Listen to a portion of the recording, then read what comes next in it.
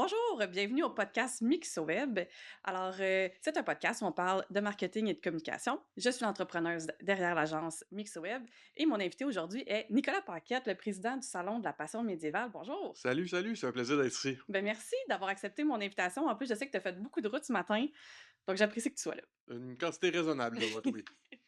Alors, commençons par expliquer un peu qu'est-ce que le grandeur nature, les GN, parce qu'on va en parler pendant une bonne partie du Mhm. podcast, puisque ça fait partie de tes publics cibles. Donc, moi, quand je veux décrire les GN, parce que j'en fais moi-même, je suis une grande fan de cette activité-là, je dis que c'est comme jouer à un jeu de société ou à un escape the room, mais en grandeur vraie, grandeur nature, avec des costumes. On joue un personnage, on fait du roleplay. Puis parfois, il y a des combats, là, dépendamment du GN qu'on fait. Est-ce que je le décris bien? C'est une bonne description. Moi, j'ai tendance à dire que c'est comme un jeu vidéo, Ah, que j'aime c'est ça. toi le personnage. Donc, tu te crées le personnage que tu veux dans le set de règles qui t'est offert, puis tu vas le jouer. Pour les gens qui connaissent Donjons et Dragons, c'est un peu similaire. C'est juste qu'à la place de que ce soit sur table avec une fiche puis des dés, t'es dehors dans le bois à prendre des décisions, combattre, faire de la politique, alouette. C'est un loisir extrêmement épanouissant. Oui, ben c'est vraiment hors du temps, tu sais. Moi, j'ai l'impression Ouais. que je sors de ma vie standard, puis je le fais aussi avec, mes 2 plus vieux enfants. Ils trippent bien raide, là, tu sais, c'est comme s'ils rentraient, eux autres, ils aiment lire, on lit beaucoup Mhm. de livres fantastiques chez nous. C'est comme s'ils arrivaient dans les livres qu'ils sont en train de lire, mais qu'ils ils le font eux-mêmes, là. C'est tellement Tout à fun, tu fait. sais. Mais là, toi, le salon de la passion médiévale, peux-tu nous expliquer un peu, ben, moi, ce que c'est pour les gens qui connaissent Ben pas oui, ça, bien qui nous sûr, écoutent? pour les gens à la maison. C'est ça. Le Salon de la Passion médiévale, c'est un festival qui est aussi une convention. Donc, on retrouve un volet qui est un peu la convention du livre, tout ça. Là, donc, on a un intérieur avec des kiosques qui font de la vente. C'est tous des artisans québécois ou à tout le moins locaux. Là. On en attire jusque, tu sais, on a des gens du Vermont, on a des gens de l'Ontario, mais principalement c'est de l'artisanat québécois. Pour toutes les facettes de la vie, puis de l'artisanat qui est médiéval. Puis quand je dis médiéval, je veux pas nécessairement dire Moyen Âge historique. On regroupe aussi là, tout ce qui est fantaisie, grandeur nature, alouette, là, tout ce qui est un loisir immersif qui touche à l'esthétique médiévale plutôt que l'époque médiévale, Mmh. et sont bien les bienvenus au salon. Donc on a à l'intérieur les kiosques qui font de la vente, qui sont des exposants. Puis on a en extérieur un volet qui est festival où est-ce que là c'est des combats de chevaliers en armure, c'est des arènes pour se battre à l'arme de mousse, du tir à l'arc, des démonstrations autant historiques que toi tu peux aller tirer à l'arc avec un arc en mousse puis faire du combat d'archer qui est un sport qui est comme en émergence en ce moment. Ouais. Euh, donc on a vraiment les deux volets, là, nourriture, bière, alouette, là, en dedans, dehors. À l'intérieur, on a des spectacles, on a des ateliers à faire, de découvrir des jeux de société médiévaux, découvrir, porter de l'armure, voir qu'est-ce que ça fait, prendre, tu sais, toucher à des armes historiques pour en comprendre le poids. Donc c'est ça qu'on fait. Là. On est une espèce de convention, festival, il y a une bébête weird amalgamée ensemble qui fait un événement d'une fin de semaine là, qui a fait qui a passé le test du temps. À Laval, au mois de mai. À Laval, les 1, 2, 3 mai à la Place Belle. Voilà. Et là, on va parler de communication parce que tu as tout un défi, je trouve, derrière cet événement-là, dans le sens que tu as beaucoup de publics cibles différents. Tu sais, as les artisans ou les boutiques qui vont venir prendre un kiosque, présenter leurs produits. Tu as les grandeurs nature qui vont venir présenter leurs événements. Tu as le grand public qui ne connaissent pas nécessairement le GN ou qui en font peut-être pas comme loisir, mais qui viennent voir vivre une expérience. Et tu as les GNistes qui savent très bien c'est quoi les GN, qui ont déjà leur gear, mais qui veulent peut-être améliorer leur costume, découvrir d'autres GN, peu importe, mais qui viennent. Fait que là, tu 4 publics cibles complètement différents. Ah oui. Parle-moi-en un peu. Ben, c'est quand on fait la phase d'ouverture du salon où est-ce qu'on commence à ouvrir les inscriptions, puis qu'on roll out la billetterie, puis Alouette, en l'espace de comme 3 semaines, c'est plus de 250 lignes de com qu'on lance à l'eau. On est à 95 inscriptions d'exposants en ce moment. Il y a 89 jeunes au Québec qu'il faut qu'on contacte. On fait des listes d'envoi, mais les conversations qui s'en suivent sont individuelles. Après ça, il y a tous les artistes qu'il faut booker, il y a tous les fournisseurs qu'il faut aller chercher.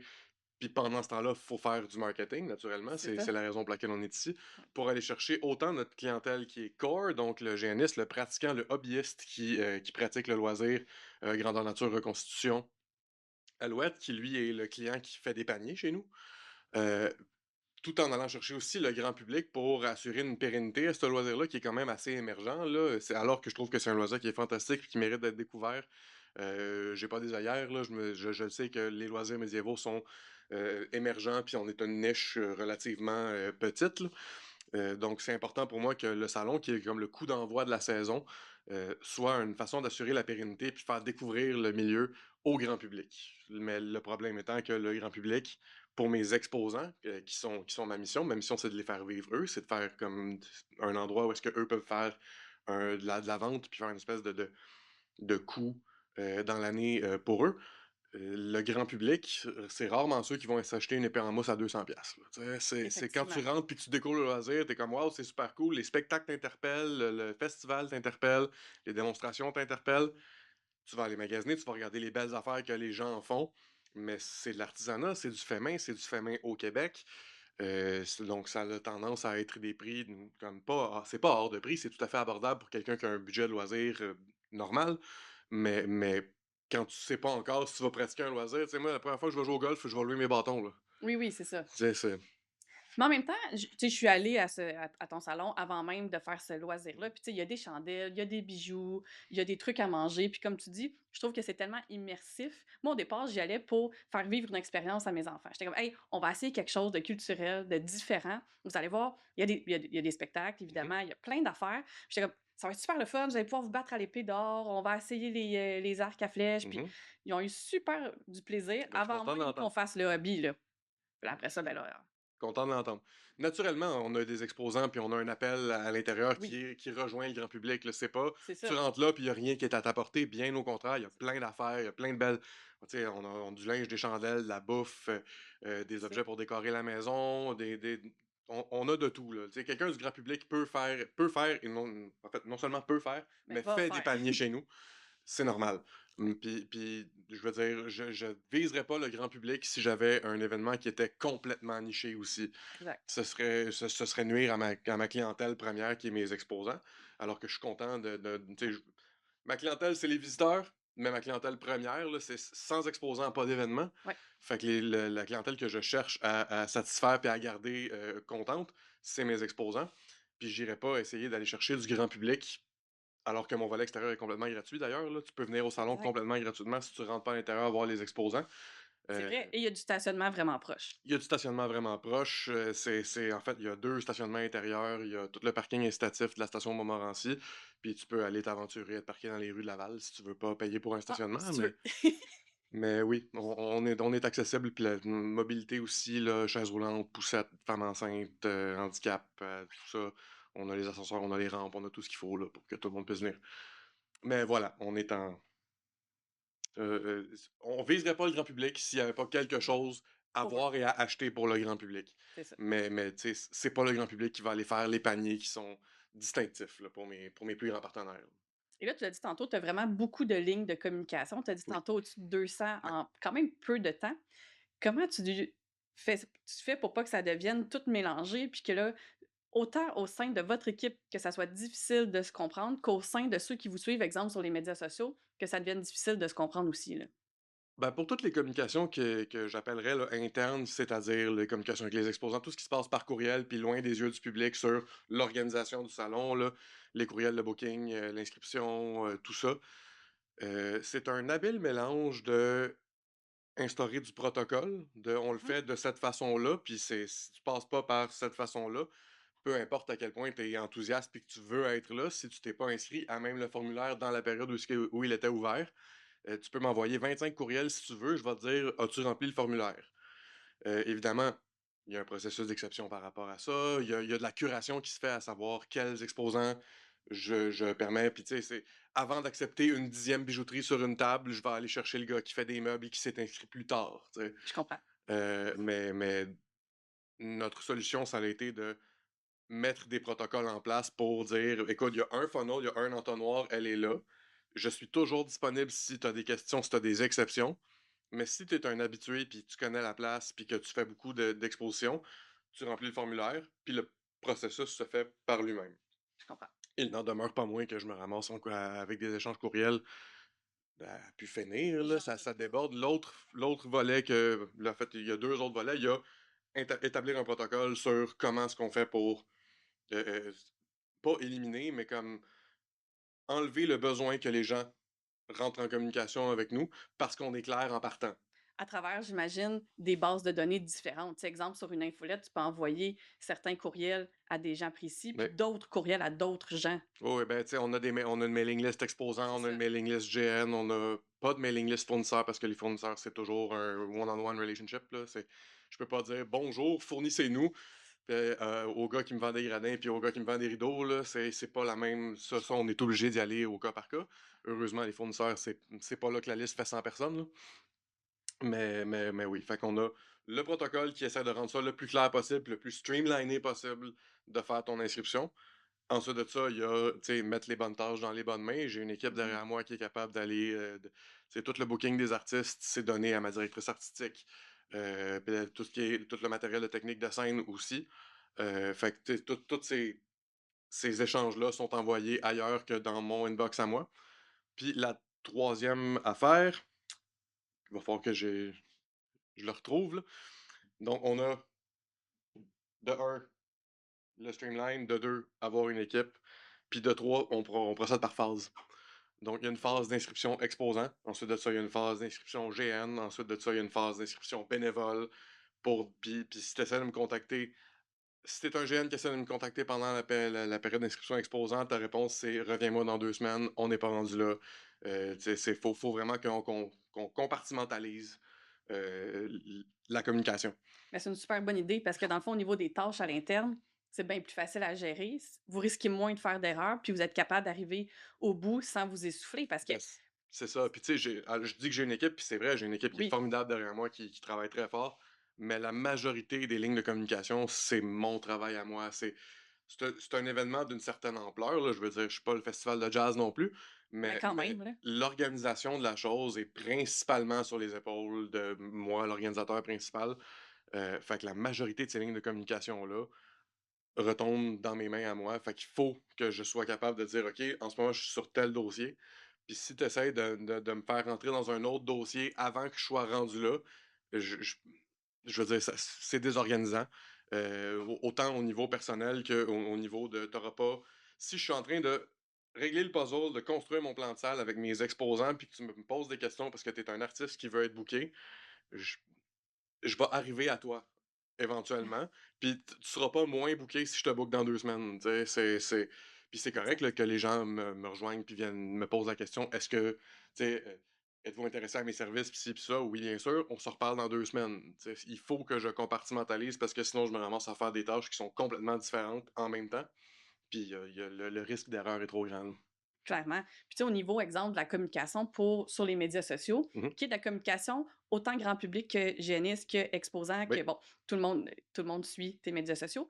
Est-ce que c'est une bonne pratique pour toi d'annoncer dès le début à qui tu veux t'adresser? Exemple, tu fais une vidéo, tu fais une publication pour le grand public, ben, hey, tu dis tout de suite que c'est êtes-vous, quelqu'un qui veut s'immerser dans, une nouvelle, un nouveau monde ou là, quand tu t'adresses aux génistes: «Hey, les génistes aguerris, avez-vous envie d'améliorer votre costume cette année?» Tu sais, est-ce que tu Oh, utilises ben, cette technique-là? on essaie de le faire puis de rendre ça le plus clair possible parce que, je veux dire, l'ère moderne veut que la rétention sur un post est vraiment pas longue. Fait qu'il Mmh. faut que dès le début, que ce soit une vidéo ou un post statique, faut que ce soit clair que c'est à toi que je parle puis tu devrais le lire.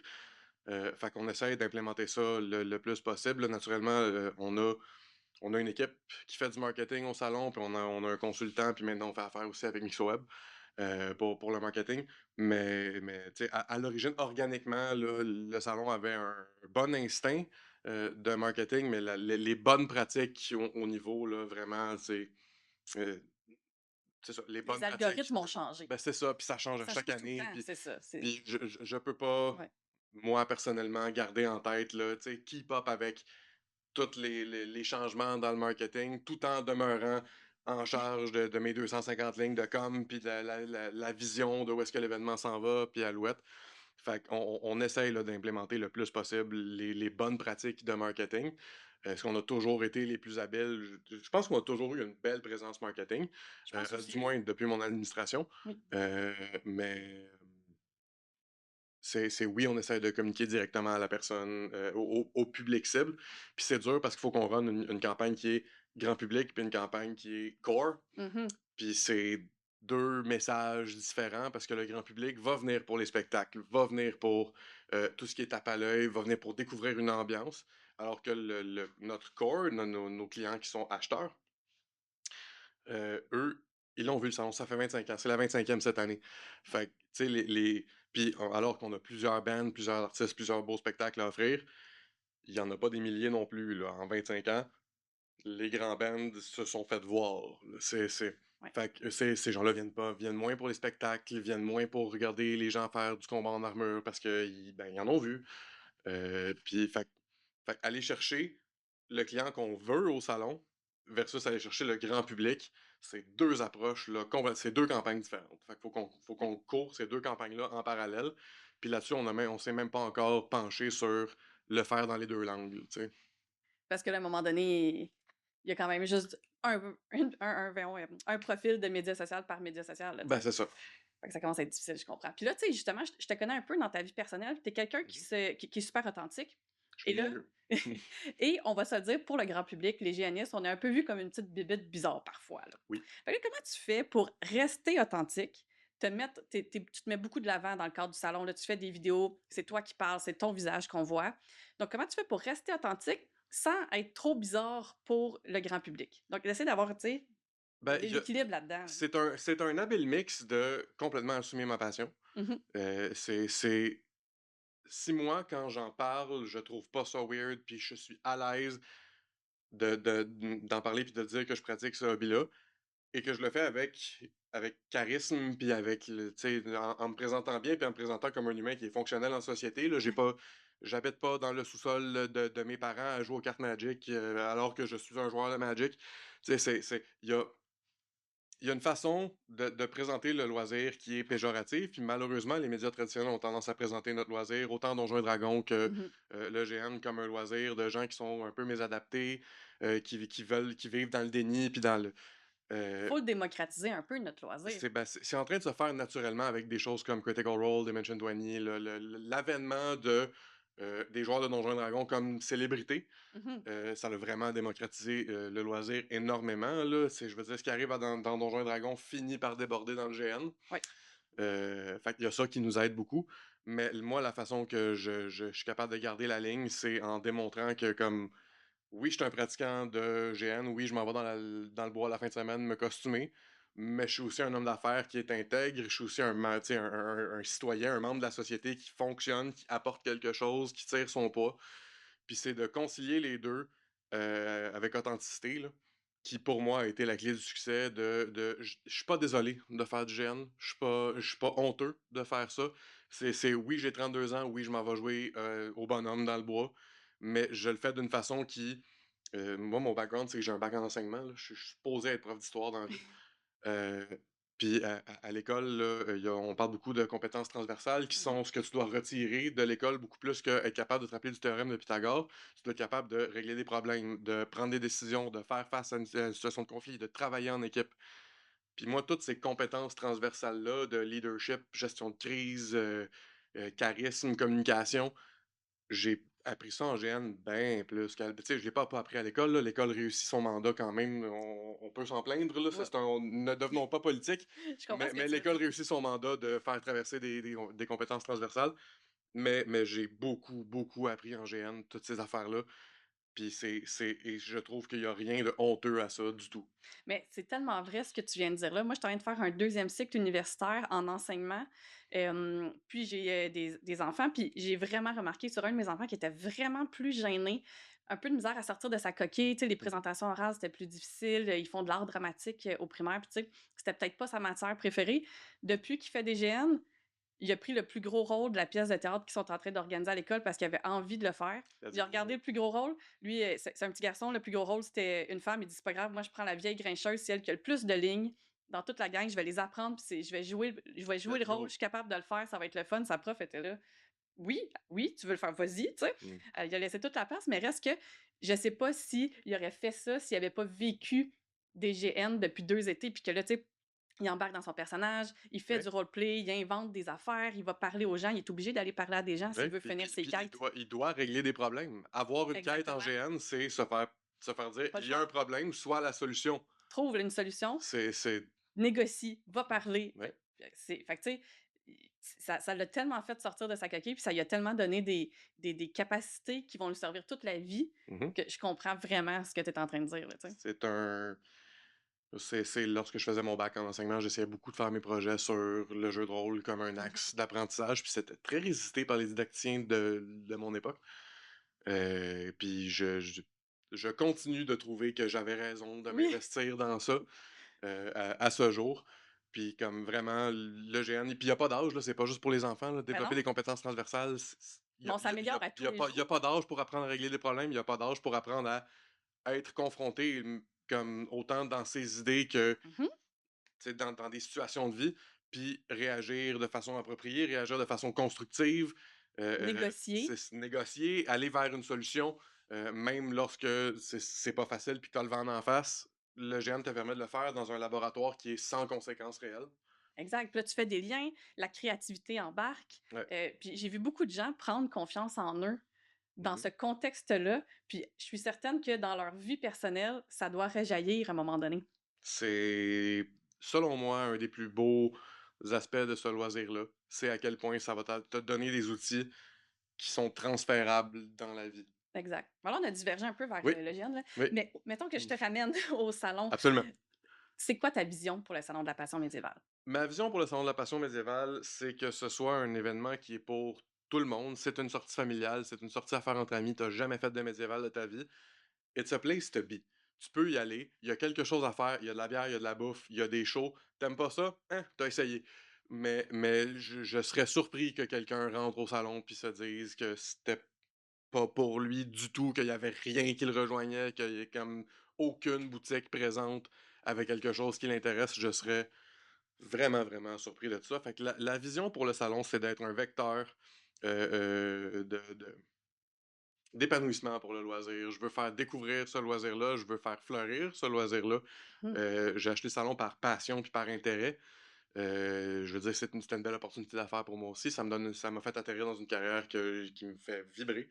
Mais à mon sens, la mission du salon, c'est de donner du succès au milieu. Puis si on réussit à faire ça par la force des choses, le salon va avoir eu du succès. Mais on veut être un vecteur là, de floraison là, du milieu. On veut que les gens du grand public découvrent notre loisir à travers être venus au salon. Puis après ça, je veux qu'il y ait en GN, je veux qu'il y ait voir, je veux qu'il se trouve une troupe de reconstitution, je veux qu'il y ait Abico, je veux que, tu sais, Qu'ils essayent, tu sais, dans le fond. ben c'est Ils ça. peuvent essayer à moindre coût, voir si c'est pour eux, tu Ben sais. c'est ça, tu sais, tu peux te tremper l'orteil dans la C'est piscine ça. là, sans trop de risques en venant au salon, tu vas le voir de quoi le milieu a l'air. Tu pas vécu un GN au salon, là, Non. mais tu vas voir de quoi l'ambiance, le crowd, Mais il y a des petites quêtes. Tu sais, il y a des petits trucs à essayer, là. de plus en plus. Comme tu dis, tu te trempes l'orteil dedans, puis tu De plus regardes en si c'est plus. pour toi. Puis d'un autre côté, alors que, tu sais, la mission au grand public, c'est de donner la piqûre puis le wow du loisir immersif puis du médiéval aux gens. Puis à l'interne, au niveau de notre corps, on veut être un lieu de rencontre. On veut être le coup d'envoi de Ah, enfin c'est le salon, ça veut dire que les GN reviennent, ça veut dire Mmh. que l'été arrive, ça veut dire que. Puis ça, évidemment, au niveau de nos exposants, on veut être le plus gros coup de pouce économique après la saison morte.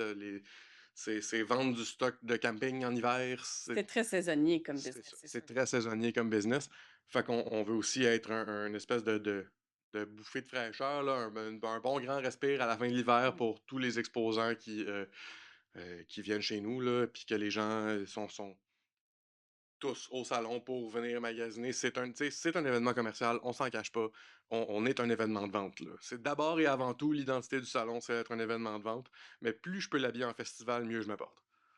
Tant mieux. Mais tu sais, on l'a dit tantôt, c'est un événement ou un festival déguisé en événement, disons, Mhm, qui est très de niche. Donc, pour une industrie de niche, il y a d'autres événements dans complètement d'autres industries qui s'adressent aussi à des publics cibles de niche ou qui sont mhm. moins connus. Est-ce que tu as des conseils pour eux au niveau de la com, du marketing? Comment se faire connaître? Comment aller chercher des gens qui vont vraiment acheter des billets, qui vont se déplacer? Je vais revenir à ce que je disais tantôt par rapport à être capable de concilier mon loisir un peu niche avec l'image publique en me mettant de Mhm. l'avant. Si tu opères dans une niche, assume-la. Faut vraiment puis assume-la d'une façon qui est authentique, assume-la d'une façon qui témoigne de l'expérience puis de l'expertise dans cette niche-là parce que si je faisais mes vidéos pour le salon en étant habillé en chevalier puis en disant: «Oyez, oyez, gens te mes nobles seigneurs» et ci et ça, c c'est pas moqueur de base, mais c'est pas ça qu'on fait dans le milieu médiéval. On se parle pas comme ça, on n'est pas habillé en chevalier, on se crée des personnages, puis alors qu'il y a des personnages qui sont des chevaliers, la grande majorité des gens vont se créer, tu sais, des aventuriers, puis Complètement autre chose, puis en fait. essayer d'être là, dans la parlance historique avec les costumes histo, puis parler en vieux français, puis machin, ça démontre pas une compréhension de c'est quoi mon loisir réellement. Mmh. Puis c'est pas ça, assumer ta niche. C'est moi, ma niche, c'est des gens qui ont un loisir oui, qui est un peu escapiste, mais ils ont un loisir qui est épanouissant, ils ont un loisir dans lequel ils essaient pas être eux-mêmes, ils essaient de vivre un personnage. Puis si tu t'adresses à eux comme des gens qui veulent juste s'enfuir de la vraie vie, puis qui se cachent, puis qui jouent au bonhomme, c'est t'as pas compris c'est quoi ta niche, t'as pas compris c'est comme le géaniste puis le pratiquant de loisirs immersifs là, comme moyen, veut être adressé comme un humain normal puis un membre de la société et donc alors que j'assume complètement le fait que je me costume, que je fais du GN, que j'aime le médiéval, dans mes vidéos, ce que j'avance, c'est l'humain que je suis, la personne que je suis, puis l'événement que je mets de l'avant, en leur faisant comprendre que mon événement a compris c'est quoi leur identité, puis c'est quoi les activités qu'ils veulent faire, mais en les prenant pas de haut, avec des oyez oyez, Jean Tadam, puis ça, En même temps, on n'est pas comme ça quand on arrive dans un ben, GN. c'est ça, on n'est On pas comme ça, c'est pas ça la réalité. On met pas le pied puis on devient bizarre, là. Je veux Ben, dire, c'est mon ça. personnage ressemble vraiment beaucoup mais je veux dire, Miralia, mon personnage ressemble vraiment beaucoup à Émilie, la vraie personne, là. Mais La et personnalité est c'est proche, proche, normal. proche, là. C'est normal que ce soit comme ça. Ben oui. Si tu veux interpréter à long terme un personnage bien, il faut qu'il te ressemble jusqu'à un certain point. Ou qu'il soit vraiment, vraiment, vraiment flyé, puis vraiment facile, qu'il y ait des points d'accroche qui sont clairs, là, les gros accents, les gros traits de personnalité. Mais Mais en général, la majorité des gens c'est ça. Si font tu ça. t'adresses à la C'est ça. masse de GNistes, tu t'adresses aux gens qui veulent trouver un aspect héroïque à leur personnalité. C'est ça. Puis, tu sais, on veut faire des quêtes, mais je veux dire, moi, dans ma vie personnelle, j'aime ça les jeux de société, j'aime ça faire des liens, j'aime ça négocier. Ben, c'est ce que je vais faire quand je vais arriver là, tu sais. Ouais, Je absolument. vais être quelqu'un qui fait exactement ça dans une quête à travers mon personnage, mais je veux dire, Ah mes propres traits de personnalité sont là, c'est les mêmes, là. Oui, effectivement, il y en a qui s'inventent complètement quelque chose, comme tu dis, complètement oui, oui, flyé, mais c'est un mais c'est c'est la une autre approche, minorité. tu sais. Oui, puis c'est la minorité, même s'ils amènent quand même beaucoup de Ah oui, oui, non, couleurs mais dans l'événement, tu sais. c'est une J'apprécie ces gens-là, mais oui, j'ai pas cette capacité-là de jouer un personnage à ce ça point-là vient trop avec longtemps, là. l'expérience. Probablement. Mais oui, fait que moi, pour revenir au conseil, mon conseil, c'est si tu opères dans une niche, comprends-la, puis parle aux gens qui sont dedans pour vrai. Parle pas aux gens qui sont dans ta niche du point de vue de quelqu'un qui est à l'extérieur. Parce que tu vas les perdre. Parce que tu vas les perdre. Ils vont se dire, bon, ils ont pas compris. Tu sais, à toutes les fois que le GN passe à la télé, là, les accros, le ci, le ça, puis que t'as l'animateur de télé qui est, tu sais, un humoriste ou une personnalité, que lui, là, il s'habille en chevalier avec un costume du Halloween expert, puis il est comme, ah oui, gentes dames, venez avec moi. Non, c'est pas ça. Je suis désolé, en ce moment, je me sens pas. Je sens pas que tu essaies de rentrer dans mon univers, je sens que tu essaies de prendre mon univers de haut. Oui, mais c'est vraiment une méconnaissance, tu sais. Oui, non, mais ça vient pas nécessairement d'une Mais place de mépris. c'est ça. Mais c'est ça. Mais Si c'est tu veux vrai que avoir c'est du comme ça. succès dans ton marketing, comprends ta niche, assume-la, puis parle à partir de l'intérieur de ta niche plutôt que from the outside in. Ouais. Ce serait mon conseil à moi qui opère dans une niche qui est particulièrement funky, là. Oui, Parce que je pourrais faire mes vidéos costumées, puis aller chercher le grand public, puis monsieur, madame, tout le monde qui ont jamais vu ça, puis ils font comme «Ah waouh, un personnage, tu sais, il est exubérant, il a de la personnalité, ça pourrait être intéressant à 2». Ou tu sais, l'inverse de ça du grand public, c'est check le cave qui s'est mis en costume pour se mettre ses oui. internets, là, tu sais. Quelqu'un qui écoute juste Ben les 20 premières secondes, ben là, comprendra peut-être pas ce que tu essaies de faire non plus, tu sais. ben, c'est ça. D'aller Puis chercher un puis moi, juste milieu j'essaie de là-dedans, c'est vendre pas évident. l'authenticité de mon événement, puis tu Oui, sais, moi, je veux qu'un humain normal te dise: «Hey, check, cette passion-là, elle est cool, regarde-la». Puis quand tu vas avoir regardé la passion, là, tu tomberas sur les gens en costume, puis c'est les ça. grosses parlances, puis les gens exubérants. Mais moi, je veux te prendre de quelqu'un qui connaît pas ça à jeter un coup d'œil intéressé pour vrai, puis je ferai pas ça avec, des feux d'artifice, là. Je vais Non, faire ça en te parlant authentique puis en étant relatable pour toi. Mais tout en respectant puis en assumant l'identité de la niche que je représente puis I am not sorry d'être ce voilà. gars-là puis de participer à ce loisir-là. Par contre, check, je suis aussi un gars normal, puis voici comment le pont se fait entre les 2. Je vais passer du gars normal, puis je vais t'amener jusqu'au loisir un peu weird, puis tu vas comprendre pourquoi les gens normaux aiment ça, C'est ça. tu sais. Ben, je pense qu'on va compléter là-dessus. Merci beaucoup, Avec Nicolas. plaisir. C'était super intéressant. Puis on se voit. Veux-tu nous répéter les dates de l'événement? Ben oui, bien sûr, on se voit les 1, 2, 3 mai, pour le Salon de la Passion médiévale à la Place Belle à Laval, donc On va se voir là. on va se voir là. Bye bye.